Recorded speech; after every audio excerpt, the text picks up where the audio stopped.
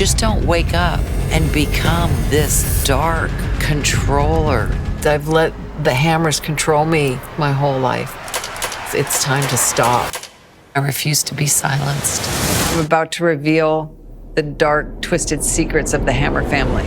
Casey, the docuseries House of Hammer begins with the sexual assault allegations against your nephew, Armie Hammer. Were you surprised when you heard the allegations, especially the ones that included fantasies of cannibalism? I wasn't shocked, and that's based on my experiences growing up in the world of Hammer. You don't just wake up one morning and become a monster. It's a learned behavior. Yes, Armie brought the spotlight on it, but then it delves deeper into the layering and the multi-generational aspects of my family. Men that were abusive, women in my family were disposable. We were ornaments. That's basically how, from my grandfather down, they viewed women.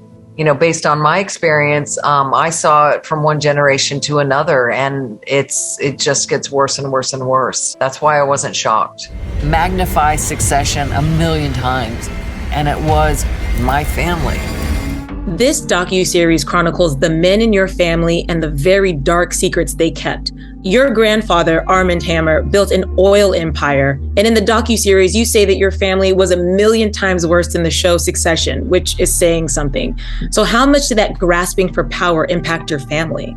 I mean, you had, my grandfather, my father, my brother. It was all vying for control, all vying to get my grandfather's attention.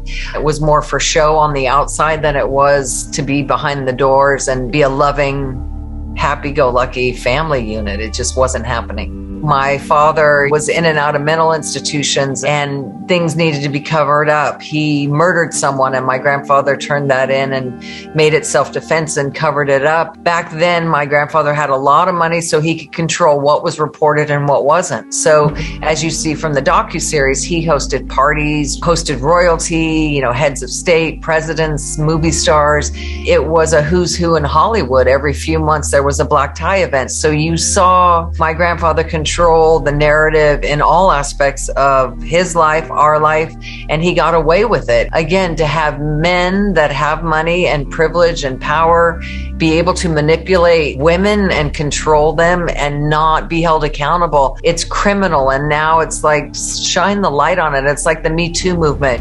Once Courtney came forward, other women started coming forward. I'm just closing my eyes until it ended.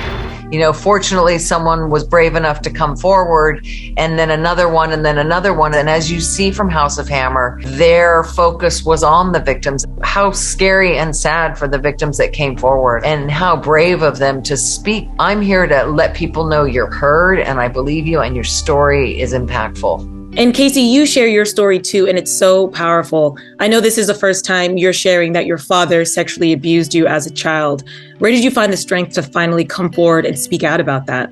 I may not understand how I got to this point, but I know that every experience I lived through molded me into the person I am today. I can't change the way my mother felt about me and admitting that she just hated me. I can't change the way my father felt about me. I can't change the way they almost killed me 1,000,000 times. And I can't change the way that I felt about wanting to not be present. And in my book, I do detail about, taking my life or just the pressure. And now, thanks to the producers, House of Hammer will remind me of everything I've endured to be sitting here as a survivor, as a whole person.